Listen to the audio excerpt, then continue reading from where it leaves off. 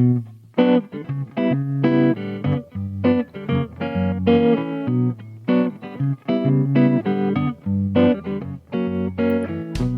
and welcome to Improvisations on Growth with Madhu Einstiegler, business and life coach. My name is Adina Arhiri, Madhu's discussion companion, introducing a new episode as we enter a new normal or simply the next COVID-19 stage. In this podcast, we look at a recent Bloomberg article that reveals how startup businesses in the US are on the rise compared to last year. And what can this mean? Are people truly innovating during these tough times? Is this an indication that we still seem to stick to material gains instead of focusing on personal growth? Listen and draw your own conclusions. Hi Madhu, how's everything? How are you? Oh, hi Adina. Thanks for asking. Things are okay. Not too bad as we would answer in German, which is already quite good. So I've read this article. It just came out. It's on Bloomberg, and I was really excited to share it with you and see what your thoughts are. So let me just jump into it. It's about a new shift, and this involves a new wave of startups. So the article is saying that the virus has changed so much the way we do things, including how we dress, how we interact, how we spend our time at home, how we work, that we will see really soon, and it has already started, a lot of new business owners applying for startups. I'm quoting now, and this is referring to the US. Once again, the US becoming a nation of inventors, hard-scrabble salesmen, and bootstrap opportunists. Just to give you a quick data, in the third week of June, the US counted 87,950 new business applications, almost one-third more than in the year earlier period when we didn't have the virus.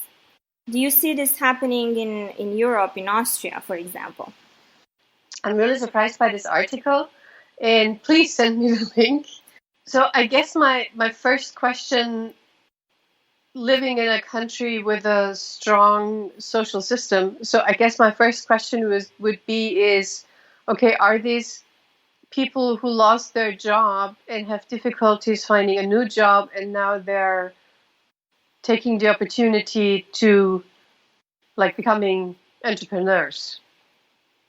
This would be my interpretation from here, that people have a really hard time finding work on a quote-unquote regular job market, so they're turning themselves into entrepreneurs. For me, just from this quote, that would not mean that it's now a phase of innovation. Well, coming out of the crisis, I'm not even sure if that phrase is right. When I look at the numbers in the US, with all the changes that COVID has brought, with how we work and how we interact, I could very well see that there is a lot of room for innovation.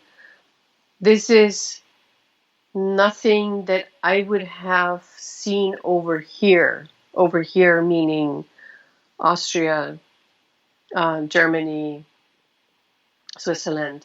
So over here, I still have the idea, or I still have the feeling that we are still focusing on slowly opening up the economy. Businesses are going back, and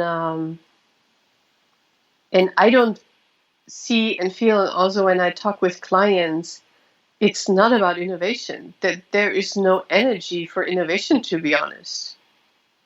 So I'm really, really surprised that Bloomberg seems to interpret that as a new phase of innovation. Just from what I've seen, and I'm not counting this as innovation. All I'm seeing is, okay, new people are really trying to see new opportunities. Only from the ads that I get on my phone, on various websites that I visit, I see 3, 4 different kinds of masks now. So yesterday, for example, I saw this innovative novel. I don't know, they had a little code on it. Plastic mask that sanitizes itself and it's transparent and you can see your smile. And I was like thinking, how come did they get this on the market so fast? It wasn't just like a fabric mask. It followed the shape. It was a certain plastic, so someone had to design it. Someone had to do a prototype. Someone had to find someone to manufacture it. This is what I see for just from that little angle. Like 5, 6 different kinds of either fashion masks, plastic masks, shields, and for me, it just seems so fast how it's we just really had this virus, and to your point, for here the crisis is not even like far from over, and all of a sudden we have all of these new product lines related to the virus. So for me, it's a little like, how fast did this happen? Does Bloomberg say anything about what kind of startups? I mean, do they go into the content of the startups, what they are starting up? No, it's pretty general. Or industries, or in what kind of industry the startups are coming up. So they're just relating to the number. So Yes. it's like almost 90,000 more than last year, right? They don't offer any stats on what kind of industries and what kind of businesses, and it could really be anything. All I'm saying is that in a way I already feel overwhelmed by the effort of turning this again into a material thing. So I see more options for masks than more discussion about being aware of our new phase, so to speak. We were talking about going back to the way we were thinking before.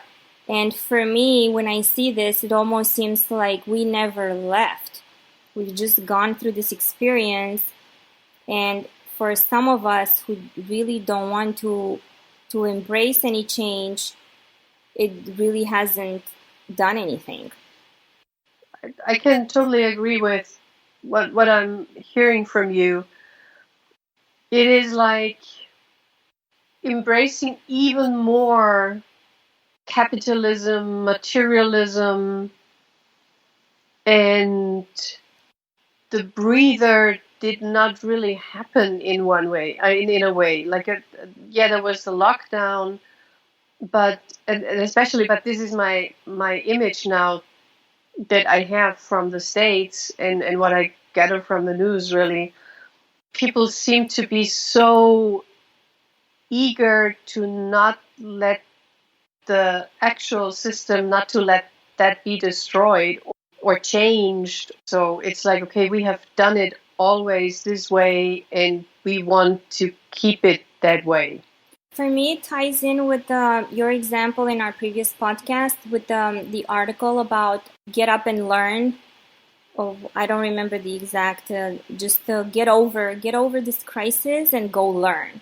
And I remember you making the difference between learning and growing. And when I see this, it's just a perfect example of people are wanting to learn, but again, in this sense of how can we make the most of our COVID experience, but it's again in the same areas.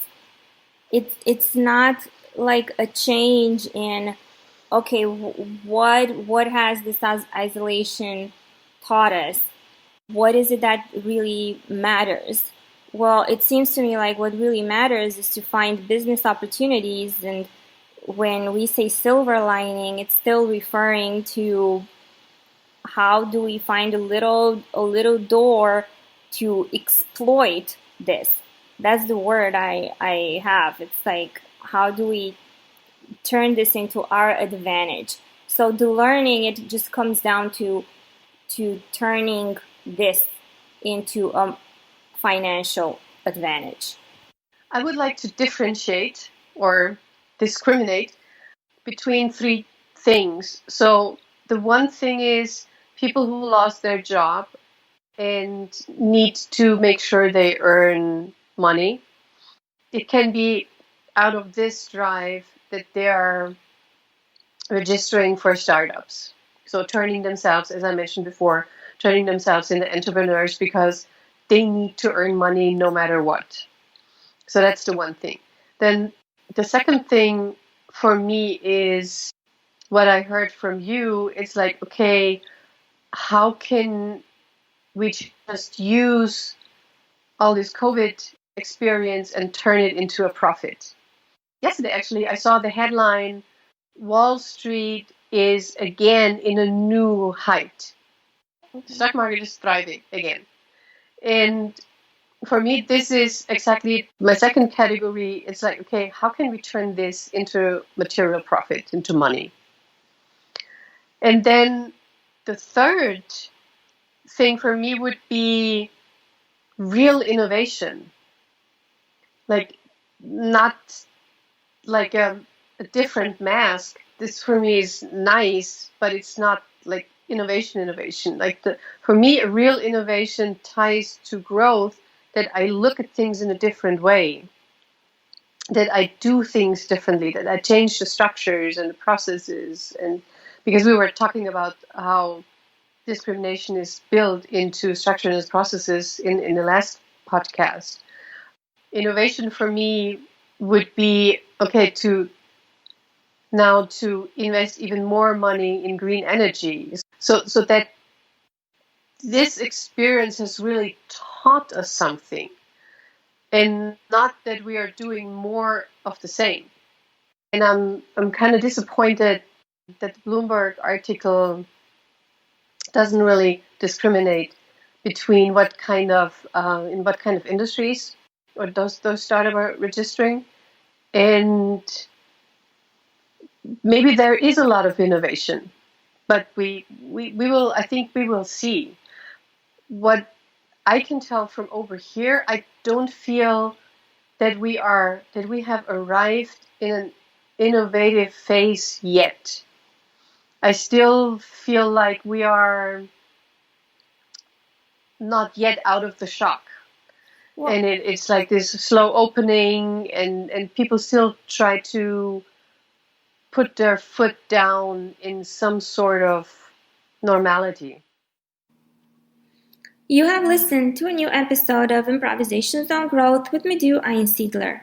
We hope that our discussion has helped you make more sense of your own COVID-19 experience and even allowed you to identify underlying layers that refer to finding ways to either make a living, to seek material gains, or explore true innovation.